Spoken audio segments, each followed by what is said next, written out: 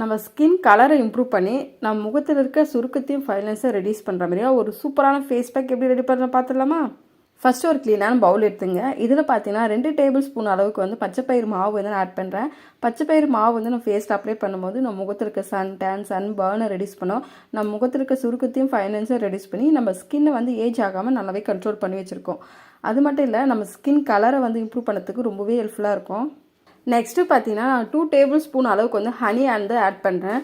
Honey வந்து நம்ம ஸ்கின்னை வந்து நல்லா சாஃப்ட் அண்ட் ஸ்மூத்தாக வச்சுருக்கோம். நம்ம ஸ்கின் ஏஜிங் கண்ட்ரோல் பண்ணி நம்ம ஸ்கின்னை வந்து நல்லா கிளியராகவும் க்ளோயிங்காகவும் வச்சுருக்கோம். நெக்ஸ்ட்டு பார்த்தீங்கன்னா நான் 1 டேபிள் ஸ்பூன் அளவுக்கு ஆல்மண்ட் ஆயில் வந்து ஆட் பண்ணுறேன். ஆல்மண்ட் ஆயில் வந்து நம்ம ஃபேஸில் அப்ளை பண்ணும்போது நம்ம ஃபேஸ்க்கு ஒரு நல்ல மாய்ஸ்சரைசர் கிடைக்கும். நம்ம முகத்தில் இருக்க சுருக்கத்தையும் ஃபைனான்ஸையும் ரெடியூஸ் பண்ணோம். நம்ம கண்ணுக்கு கீழே இருக்க கருவளையத்தையும் ரெடியூஸ் பண்ணி நம்ம ஸ்கின் கலரை வந்து நல்லாவே இம்ப்ரூவ் பண்ணி கொடுக்கும். நம்ம ஸ்கின்னை வந்து நல்லா ஹெல்த்தியாக க்ளோயிங்காக வச்சுருக்கோம். நெக்ஸ்ட்டு பார்த்தீங்கன்னா ஒரு 2 டேபிள் ஸ்பூன் அளவுக்கு வந்து நான் ரோஸ் வாட்டர் வந்து ஆட் பண்ணுறேன்.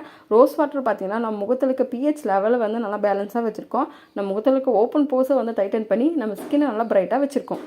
இப்போ இந்த எல்லா இன்க்ரீடியன்ஸும் நம்ம நல்லா மிக்ஸ் பண்ணிக்கலாம். மிக்ஸ் பண்ணிவிட்டு இந்த ஃபேஸ் பேக்கை உங்கள் ஃபேஸ் அண்ட் நெக் ஃபுல்லாக அப்ளை பண்ணிவிட்டு ஒரு 20 மினிட்ஸ் அப்படியே விட்டுருங்க.